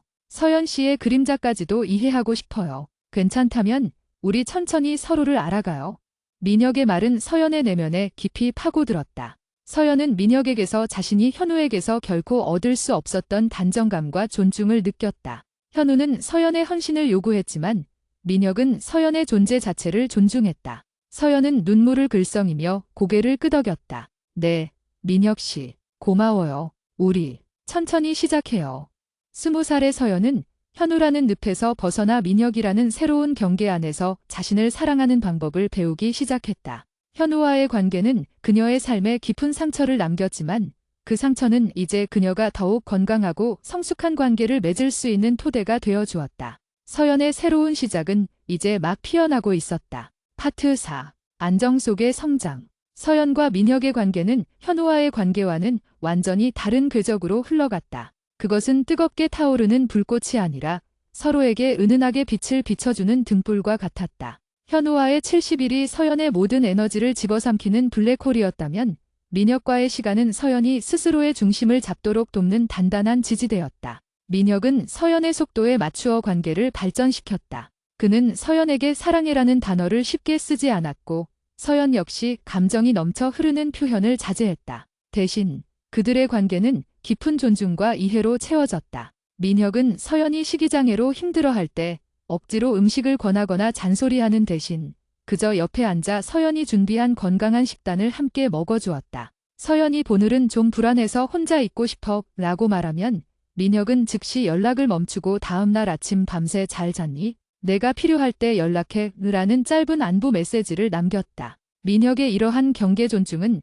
서연에게 엄청난 안정감을 주었다. 현우는 서연의 거절을 버려짐의 신호로 해석하고 폭발했지만 민혁은 서연의 거절을 개인의 필요로 받아들였다. 서연은 민혁에게 부담을 주지 않으려 애쓰는 대신 솔직하게 자신의 상태를 표현해도 관계가 무너지지 않는다는 것을 매일 확인했다. 이지영 선생님과의 상담에서 서연은 민혁과의 관계가 자신의 애착 유형을 안정형으로 바꾸는데 큰 도움이 되고 있다고 말했다. 서연, 선생님, 민혁 씨랑 있으면 제가 불안하지 않아요. 걔가 저한테 어떤 걸 요구하지도 않고 제가 먼저 연락하지 않아도 저를 믿어줘요. 제가 현우한테서 얻으려 했던 모든 걸 민혁 씨는 그냥 자연스럽게 저한테 줘요. 제가 사랑받을 자격이 없는 사람이라는 생각이 점점 사라지는 것 같아요. 이지영 선생님, 훌륭해요. 서연 학생, 민혁 학생은 당신에게 반정적인 애착 경험을 제공하고 있는 거예요. 현우 학생과의 관계가 당신의 불안형 애착을 강화했다면 민혁 학생과의 관계는 당신의 내면의 안정적인 기질을 만들어주고 있는 거죠. 이제 중요한 것은 당신이 민혁 학생에게 너무 비존하지 않도록 스스로 중심을 잡는 것입니다. 민혁 학생이 불안할 때 당신이 현우 학생처럼 구원자 역할을 자처하려 해서는 안 돼요.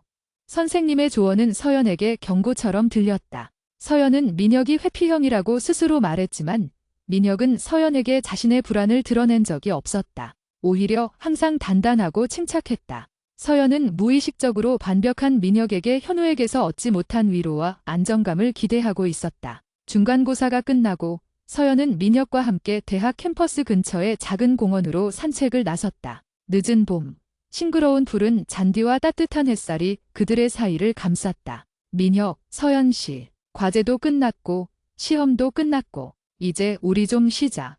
서연, 네. 저도 오랜만에 이렇게 여유로운 것 같아요. 민혁 씨 덕분에요. 민혁 씨가 옆에 있어주니까 공부할 때도 덜 불안했어요.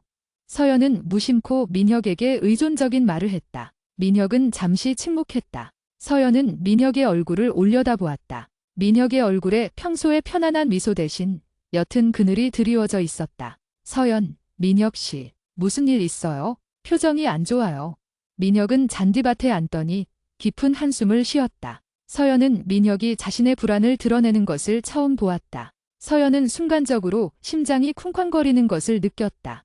현우의 불안이 서연에게 미쳤던 트라우마가 발동하는 순간이었다. 서연은 현우에게 그랬던 것처럼 민혁의 모든 불안을 짊어지고 싶다는 강한 충동을 느꼈다. 내가 민혁을 위로해야 해. 내가 그를 구원해야 해. 하지만 서연은 이지영 선생님의 조언을 떠올렸다. 구원자 역할을 자처하려 해서는 안 돼요. 민혁, 사실 좀 힘들어요. 집안에 좀 안 좋은 일이 생겼어요. 부모님 두 분 다 건강이 좀 안 좋아지셔서 제가 동생도 돌봐야 하고 제가 감당해야 할 일이 너무 많은 것 같아요. 민혁의 목소리는 낮고 힘이 없었다. 서연은 현우에게 그랬던 것처럼 민혁의 모든 문제를 해결해 줄 것처럼 말하고 싶었지만 대신 침묵을 지키고 그의 어깨에 조심스럽게 손을 올렸다. 서연, 민혁 씨, 많이 힘들겠어요. 저한테 이야기해줘서 고마워요.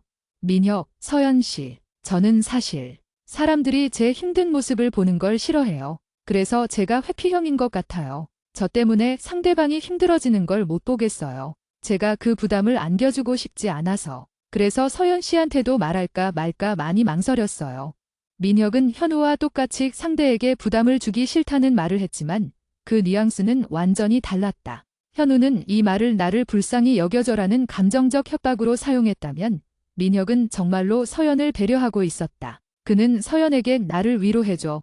내 문제를 해결해줘라고 요구하는 대신 그저 자신의 힘든 상황을 공유하고 있었다. 서연은 깊이 생각했다. 민혁에게 해줄 수 있는 최선은 무엇일까? 현우에게 그랬던 것처럼 자신의 공부와 삶을 희생해서 민혁의 모든 짐을 짊어지는 것일까? 아니다. 그것은 현우와의 관계를 반복하는 것일 뿐이다. 서연, 민혁 씨. 저는 민혁 씨가 저한테 힘든 이야기를 해줘서 고마워요. 그건 저한테 부담이 아니라 민혁 씨가 저를 신뢰한다는 뜻이니까요. 서연은 잠시 멈췄다가 자신의 경계를 명확히 했다. 서연, 저는 민혁 씨의 짐을 다 짊어질 수는 없어요. 민혁 씨의 문제를 해결해 줄 수는 없어요. 하지만 제가 옆에 있어줄 수는 있어요. 민혁 씨가 힘들 때 제가 민혁 씨를 위해 해줄 수 있는 일이 있다면 뭐든 말해줘요.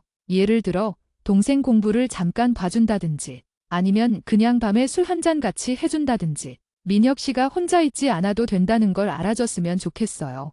민혁은 서연의 손을 잡았다. 그의 눈빛은 고마움으로 가득 차 있었다. 민혁, 서연 씨, 고마워요. 서연 씨의 그 말이 저한테는 가장 큰 힘이 돼요. 저는 서연 씨에게 아무것도 요구하고 싶지 않아요. 그냥 서연 씨가 제 옆에 있어주는 것만으로도 돼요. 서연 씨는 서연 씨의 삶에만 집중해줘요. 저는 제 문제 제가 해결할게요. 다만 서연 씨한테만 잠시 기댈게요. 서연은 안도감을 느꼈다. 민혁은 서연의 배려를 당연한 의무로 받아들이지 않았고 서연의 경계를 존중했다. 이 대화를 통해 서연은 자신이 현우와의 관계에서 얻었던 트라우마를 극복하고 건강한 방식으로 타인을 지지하는 방법을 배웠다. 서연은 더 이상 구원자가 아니었다. 그녀는 그저 민혁의 파트너였다. 그날 이후 서연과 민혁의 관계는 더욱 단단해졌다. 서연은 민혁이 힘든 시기를 겪는 동안 자신의 식이장애와 우울증 치료에 더욱 집중했다. 민혁이 힘들어한다고 해서 서연까지 무너지면 안 된다는 책임감이 서연을 강하게 만들었다. 서연은 꾸준히 병원에 다니고 헬스장에 등록해 체력을 기르기 시작했다. 식이장애 치료는 더디지만 꾸준히 진전되었다. 서연은 여전히 음식 앞에서 불안했지만 등식을 통제하는 것 대신 감정을 통제하는 것에 집중했다. 불안할 때마다 헬스장에서 땀을 흘리거나 다이어리에 자신의 감정을 적었다. 혜진과 다인과의 관계도 서연에게 큰 힘이 되었다. 특히 다인은 서연의 식이장애에 대해 알게 된 후에도 서연을 이상하게 보거나 동정하지 않았다. 다인, 서연아, 너 진짜 대단하다. 그렇게 힘들었는데도 이렇게 밝게 생활하고 너 스스로를 고치려고 노력하는 모습이 너무 멋있어. 나는 내가 자랑스러워. 다인의 솔직한 격려는 서연에겐 내가 아프다는 사실이 부끄러운 것이 아니다라는 인식을 심어주었다. 서연은 더 이상 자신의 아픔을 숨기거나 부끄러워하지 않았다. 여름방학이 다가오고 서연은 민혁과 함께 봉사활동을 하기로 했다. 봉사활동은 서연이 자신의 삶에 긍정적인 의미를 부여하고 자기 효능감을 높이는 좋은 방법이 될 것이라고 이지영 선생님이 추천했다. 그들은 시골 마을의 노인복지관에서 일손을 돕는 봉사활동에 참여했다. 봉사활동을 하던 어느 날 서연은 복지관의 창고 정리를 하다가 낡은 앨범 하나를 발견했다. 앨범 속에는 복지관에서 일했던 사람들의 사진들이 가득했다. 서연은 무심코 앨범을 넘기다가 익숙한 얼굴에 시선이 멈췄다. 현우였다. 사진 속 현우는 고등학교 교복을 입고 복지관 할머니의 어깨를 주무르는 봉사활동을 하고 있었다. 사진 아래에는 따뜻한 마음을 가진 현우 군이라고 적혀 있었다. 현우는 서연과 만나기 훨씬 전부터 이곳에서 봉사활동을 해왔던 것이다. 서연은 현우가 자신에게 보여주었던 불안하고 징징거리는 모습 외에 타인을 위해 헌신할 줄 아는 착한 모습도 분명히 가지고 있었다는 것을 다시 한번 깨달았다. 서연은 앨범을 들고 민혁에게 갔다. 민혁은 마당에서 김을 메고 있었다. 서연, 민혁 씨, 이거 좀 봐. 민혁은 앨범을 받아들고 사진 속 현우를 보았다. 서연은 떨리는 목소리로 말했다. 서연, 내 전 남자친구야. 걔가 이전에 여기서 봉사활동을 했었나 봐. 민혁은 사진을 오래 들여다보더니 앨범을 덮었다. 민혁, 이 사람이 서연 씨한테 상처를 줬던 사람이구나. 민혁은 질투하거나 현우를 비난하는 대신 그저 사실을 확인했다. 서연, 응. 근데 봐. 걔는 이런 착한 모습도 있었어. 나한테는 자기 불안만 쏟아냈지만 걔가 원래부터 나쁜 애는 아니었을 거야. 그냥 나랑 관계 맺는 방식이 잘못되었던 거지. 서연은 더 이상 현우를 나쁜 놈이라고 규정하고 싶지 않았다. 현우에게도 선함이 있었지만 그가 앓고 있던 불안형 애착이 그 선함을 갉아먹었다는 것을 서연은 이제 이해했다. 민혁, 서연 씨 말이 맞아요. 세상에 완벽하게 악한 사람은 없어요. 그리고 서연 씨가 현우 씨의 좋은 점까지 기억하는 것도 이해해요. 하지만 서연 씨, 기억해야 할 것이 있어요. 민혁은 서연의 어깨에 손을 올렸다. 민혁, 현우 씨가 이 사람들에게 보여줬던 착한 모습이 서연 씨에게 줬던 상처를 덮어주지는 않아요. 그 사람이 착한 사람이든 나쁜 사람이든 상관없어요. 중요한 건 서연 씨의 경계를 무너뜨리고 당신에게 고통을 주었다는 사실이에요. 서연 씨는 그 사람의 선함이 아닌 그 사람이 당신에게 준 결과에 집중해야 해요. 서연 씨의 고통을 무시하지 마세요. 민혁의 조언은 서연의 깊은 내면에 박혔다. 서연은 항상 현우의 착한 면과 불쌍한 처지를 핑계로 스스로의 고통을 무시하려 했었다. 하지만 민혁은 서연의 고통을 최우선으로 존중해 주었다. 서연은 민혁과의 관계를 통해 사랑은 고통을 정당화하지 않는다는 것을 배웠다. 방학이 끝날 무렵 서연은 민혁과 함께 둘만의 여행을 떠났다. 둘은 조용한 바닷가 마을로 향했고 그곳에서 서연은 현우에게서 받은 상처를 완전히 치유하는 경험을 했다. 바닷가 모래사장을 걷다가 서연은 민혁에게 현우와의 관계에서 가장 힘들었던 마지막 순간을 털어놓았다. 자신이 짐이 되었다는 현우의 말 때문에 식이장애가 재발했고 수능 전날 밤새 울었던 이야기까지. 서연, 민혁 씨, 저는 현우가 저를 짐이라고 했던 그 말이 아직도 가슴에 남아요. 제가 너무 힘들다고 말한 게 걔한테는 정말 짐이었나 봐요. 저는 아직도 제가 너무 이기적이었다고 생각해요. 민혁은 서연을 끌어안았다. 그의 품은 따뜻하고 안정적이었다. 민혁, 서연 씨, 그게 이기적인 게 아니에요. 현우 씨가 그 말을 했던 이유는 서연 씨가 이기적이어서가 아니라 현우 씨 스스로가 너무 약해서 서연 씨의 짐까지 짊어질 여력이 없었기 때문이에요. 현우 씨는 자신이 짐이 되는 것은 괜찮지만 상대방의 짐을 짊어지는 것은 견딜 수 없었던 거예요. 왜냐하면 현우 씨는 스스로를 책임질 준비가 안 되었기 때문이죠. 서연 씨는 너무 늦게 당신의 경계를 지켰을 뿐이에요. 민혁의 해석은 서연에게 완전한 해방감을 주었다. 현우의 마지막 말은 서연의 부족함이 아닌 현우 자신의 약함에서 비롯된 것이었다. 서연은 더 이상 그 말에 갇혀 있을 필요가 없었다. 바닷가에서 서연은 조용히 현우에게 주지 못했던 펜던트 목걸이를 꺼냈다. 서연은 그 목걸이를 조용히 바다에 던져 넣었다. 목걸이는 파도에 휩쓸려 깊은 바다로 사라졌다. 서연, 이젠 정말 안녕. 현우와의 관계를 상징했던 마지막 물건이 사라지자 서연의 마음속에 남아있던 미련과 자괴감도 함께 씻겨 내려가는 것 같았다. 민혁, 잘했어요. 서연 씨. 이제부터는 서연 씨만 생각해요. 민혁은 서연의 손을 잡았다. 서연은 민혁의 손을 잡고 미소를 지었다. 그녀의 20살은 현우라는 고통스러운 과거를 완전히 뒤로하고 민혁과의 건강하고 안정적인 관계 속에서 비로소 빛나기 시작했다. 서연은 여전히 완벽하게 건강하지는 않았지만 그녀는 이제 자신이 사랑받을 자격이 있는 사람임을 의심하지 않았다. 그녀는 스스로를 지키는 방법을 배웠고 그것이야말로 그녀의 20살이 얻은 가장 큰 성장이었다. 파트 5. 완전한 해방과 새로운 빛. 서연의 20살 여름이 끝났다. 현우와의 관계를 상징하던 펜던트 목걸이를 바다에 던져 넣은 후 서연의 마음은 놀라울 정도로 가벼워졌다. 그것은 현우에 대한 모든 미련과 그 관계가 자신에게 안겨졌던 짐이라는 굴레에서 스스로를 해방시킨 의식과 같았다. 현우는 이제 서연의 인생에서 하나의 쓰라린 교훈으로 남았을 뿐 현재를 흔드는 그림자는 더 이상 아니었다. 민혁과의 관계는 깊어질수록 서연의 성장에 긍정적인 촉매제가 되었다. 민혁은 서연의 구원자가 되기를 거부함으로써 서연이 스스로 일어서야 한다는 책임감을 부여했고 동시에 서연의 옆자리를 묵묵히 지켜줌으로써 반정적인 지지 기반이 되어주었다. 서연은 민혁과의 관계를 통해 건강한 애착이란 무엇인지 매일 배웠다. 가을 학기가 시작되고 서연은 대학 생활에 완전히 적응했다. 그녀는 더 이상 강의실 구석에 숨어 조용히 지내지 않았다. 글쓰기와 철학 수업을 통해 글쓰기에 자신감을 얻은 서연은 학과 소모임에 가입해 활발하게 활동하기 시작했다. 사람들과의 관계에서도 서연은 착한 사람 컴플렉스를 내려놓는 연습을 계속했다. 싫은 것은 싫다고 말했고 자신의 시간이 필요할 때는 거절했다. 놀랍게도 그 누구도 서연의 거절을 현우처럼 배신으로 받아들이지 않았다. 오히려 친구들은 서연의 명확한 경계 설정을 존중해 주었다. 혜진과의 통화. 혜진, 야, 너 요즘 진짜 달라졌어. 너한테서 빛이 나. 예전에는 내가 항상 현우 때문에 축 처져 있었는데 이제는 내 스스로 행복해 보여. 서연, 민혁이 덕분이기도 하지만 나 스스로 노력한 결과도 있는 것 같아. 혜진아, 나 요즘 내가 나 자신을 버리지 않으려고 정말 애쓰고 있어. 내가 무너지지 않으면 아무도 나를 무너뜨릴 수 없다는 걸 배웠어. 혜진, 맞아. 너의 20살은 온전히 너의 것이어야지. 그 놈 짐짝 던져버린 거 신의 한 수야. 혜진의 솔직한 응원에 서연은 미소를 지었다.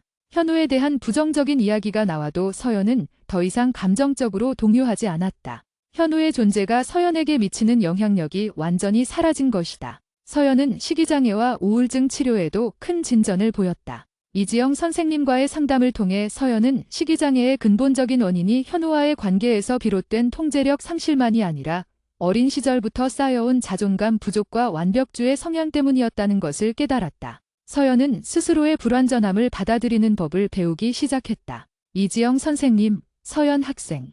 식이장애는 당신의 몸을 완벽하게 통제함으로써 당신의 내면의 혼란을 통제하려 했던 무의식적인 노력입니다. 하지만 완벽하지 않아도 괜찮아요. 당신은 실수할 수 있고 슬퍼할 수 있고 때로는 폭식의 충동을 느낄 수도 있습니다. 중요한 것은 그 충동에 굴복하는 대신 스스로를 비난하지 않고 다시 건강한 방향으로 돌아올 수 있는 회복 탄력성입니다. 서연은 선생님의 조언대로 폭식 충동을 느낄 때마다 스스로에게 괜찮아. 내 잘못이 아니야 라고 말해주는 자기 연민 연습을 시작했다. 그녀는 이제 음식을 먹는 것에 대한 죄책감에서 벗어나 식사를 몸을 돌보는 행위로 인식하기 시작했다. 여전히 불안정한 날도 있었지만 서연은 더 이상 구토를 하지 않았다. 그녀의 몸과 마음이 스스로를 지키는 방법을 학습하기 시작한 것이다. 가을이 깊어갈 무렵 서연은 우연히 현우와 마주치는 상황을 겪게 되었다. 서연은 혜진과 함께 서울 시내의 한 유명 카페에서 친구들과의 모임을 마치고 나오는 길이었다. 그때 카페 문을 열고 들어오는 현우와 그의 친구들 무리와 마주쳤다. 현우는 서연을 보자마자 멈칫했다. 현우의 옆에는 새로운 여자친구가 팔짱을 끼고 있었다. 사진에서 보았던 그 여학생이었다. 현우의 눈빛은 복잡했다. 당황스러움, 약간의 죄책감, 그리고 서연의 달라진 모습에 대한 놀라움이 뒤섞여 있었다. 서연은 순간적으로 긴장했지만 현우와의 마지막 이별 때처럼 무너지거나 눈물을 보이지 않았다. 서연은 현우를 똑바로 바라보았다. 서연의 표정은 차분하고 단단했다. 현우, 서연. 현우는 나지막이 서연의 이름을 불렀다. 현우의 새로운 여자친구는 서연과 현우를 번갈아 보며 경계하는 표정을 지었다. 현우는 여전히 예전처럼 불안해 보였고 무언가에 의존하고 있는 듯한 분위기를 풍겼다. 서연은 짧게 고개를 끄덕이며 인사를 대신했다. 현우의 시선이 서연의 옆에 서 있는 혜진에게 머물렀다가 다시 서연의 얼굴로 돌아왔다. 서연, 잘 지내? 서연은 그에게 어떤 원망도 미련도 담겨 있지 않은 진심 어린 안부 인사를 건넸다. 이별 후 처음으로 마주한 현우는 서연에게 더 이상 고통스러운 존재가 아니었다. 그는 그저 서연의 과거를 함께 공유했던 이제는 완전히 낯선 사람이었다. 현우, 응, 잘 지내. 너도 잘 지내는 것 같네. 현우는 서연의 달라진 모습에 당황한 듯 말을 더듬었다. 예전의 서연은 현우 앞에서 항상 불안하고 눈물이 많았지만 지금의 서연은 자신감과 안정감으로 가득 차 있었다. 서연, 응, 나 잘 지내. 나중에 또 보자. 서연은 현우에게 더 이상 시간을 할애하고 싶지 않았다. 서연은 혜진의 손을 잡고 카페를 벗어났다. 현우는 서연의 뒷모습을 한참 동안 바라보았다. 카페를 벗어난 후 혜진은 흥분해서 서연의 팔을 잡았다.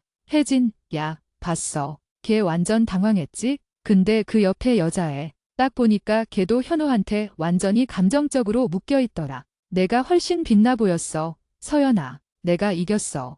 서연은 혜진의 말에 시익 웃었다. 서연, 이기고 지는 문제는 아니야. 혜진아, 그냥 나는 내 길을 잘 가고 있다는 확인을 받은 기분이야. 현우는 아직도 그 늪에서 헤매고 있는 것 같아 보였어. 안쓰럽기도 하고. 하지만 이제 내 몫은 아니야. 서연은 현우를 다시 만났을 때 자신이 무너지지 않고 객관적인 시선으로 현우의 상황을 판단할 수 있다는 사실에 스스로 놀랐다. 현우의 불안이 서연에게 미치는 영향력이 완전히 사라진 것이다. 서연은 이제 현우에게서 받은 상처를 완전히 극복했다는 것을 스스로 확인했다. 그날 저녁, 서연은 민혁에게 현우를 만났던 이야기를 모두 털어놓았다. 민혁, 서연 씨, 고생했어요. 저한테 숨기지 않고 말해줘서 고맙습니다.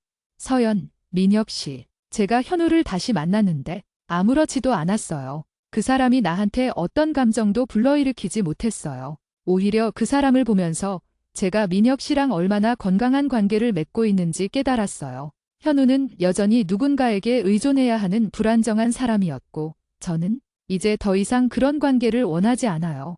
민혁, 저는 서연 씨가 현우 씨를 완전히 극복했다는 걸 확신해요. 서연 씨는 이제 사랑을 희생이나 배존과 혼동하지 않아요. 그건 서연 씨가 스스로 이룬 성과예요.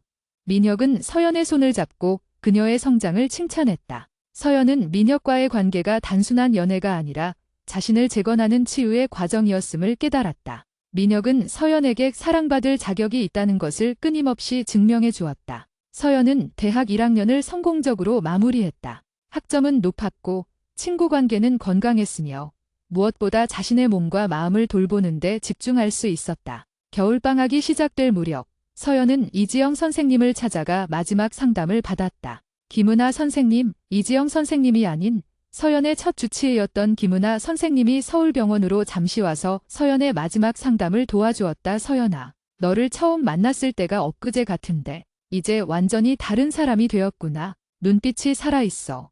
서연, 선생님, 제가 여기까지 올 수 있었던 건 선생님이 저한테 내 감정은 정당하다고 말씀해 주신 덕분이에요. 그리고 나는 구원자가 아니다라는 걸 깨달으면서 저 자신을 살릴 수 있었어요.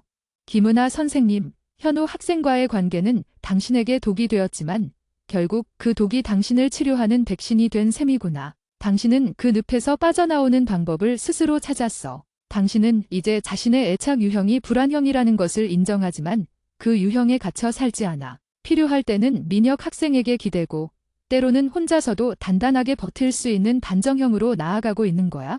김은아 선생님은 서연에게 더 이상 약물 치료는 필요하지 않다고 말했다. 서연은 눈물을 흘렸다. 그것은 슬픔이 아니라 고통스러웠던 과거와의 완전한 이별을 고하는 기쁨의 눈물이었다. 서연, 이제 현우와의 관계를 완전히 놓을 수 있을 것 같아요. 더 이상 미안해하거나 원망하지 않고요. 김은아 선생님, 완벽하게 놓아주렴. 그리고 이제부터 당신의 20살, 그리고 그 이후의 삶은 오직 당신의 행복을 위해 사용하렴. 당신은 충분히 가치 있고 사랑받을 자격이 있는 사람이야. 크리스마스 이브, 서연은 민혁과 함께 대학가에서 가장 큰 크리스마스 트리 앞에서 만났다. 하얀 눈이 소복이 내리고 있었다. 민혁, 서연 씨, 메리 크리스마스. 서연, 메리 크리스마스. 민혁 씨. 민혁은 서연에게 작은 상자를 건넸다. 상자 안에는 서연이 현우에게 주었던 펜던트와 비슷한 모양의, 하지만 훨씬 더 단단하고 세련된 디자인의 별 모양 목걸이가 들어 있었다. 민혁, 서연 씨가 예전에 바다에 던져버렸던 목걸이 이야기 해줬잖아요. 저는 그 목걸이가 서연 씨의 과거의 아픔이라고 생각해요. 이 목걸이는 서연 씨의 새로운 시작을 상징해요. 서연 씨가 저를 만나면서, 그리고 스스로 노력하면서 얼마나 단단해졌는지 보여주는 상징이죠. 민혁은 목걸이를 서연의 목에 걸어주었다. 차가운 금속이 목에 닿자 서연은 따뜻한 감동을 느꼈다. 서연, 민혁 씨, 고마워요. 정말 예뻐요. 이 목걸이는 저한테 정말 큰 의미가 될 거예요. 서연은 민혁을 끌어안았다. 그녀의 포옹은 현우에게 그랬던 구원자의 포옹이 아니었다. 그것은 서로의 존재를 인정하고 사랑하는 파트너의 포옹이었다. 서연, 민혁 씨. 저도 민혁 씨에게 고마운 것이 너무 많아요. 민혁 씨가 저의 가장 불안한 모습을 보았을 때도 저를 존중하고 저의 경계를 지켜줘서 고마워요. 민혁 씨가 저를 완벽한 사람으로 만들려고 하지 않아서 제가 저의 불완전함을 받아들일 수 있었어요. 민혁, 서연 씨. 저는 서연 씨를 사랑해요. 서연 씨가 저에게 의존하는 것이 아니라 스스로 강해지려 노력하는 그 모습까지도 사랑해요. 우리는 서로에게 짐을 지우지 않으면서도 서로에게 가장 큰 힘이 될 수 있어요. 민혁은 서연에게 부드럽게 키스했다. 서연의 20살은 현우와의 고통스러운 이별로 시작되었지만 민혁과의 건강한 관계 속에서 그녀는 스스로의 삶과 가치를 되찾았다. 그녀는 이제 더 이상 누군가의 불안을 책임져야 하는 덜은이 아니었다. 그녀는 그저 자신의 삶을 사랑하고 사랑받을 자격이 충분한 행복한 서연 그 자체였다. 그녀의 앞날은 더 이상 불안으로 가득 찬 늪이 아니라 그녀의 노력과 사랑으로 스스로 밝혀나갈 새로운 빛으로 가득 차 있었다.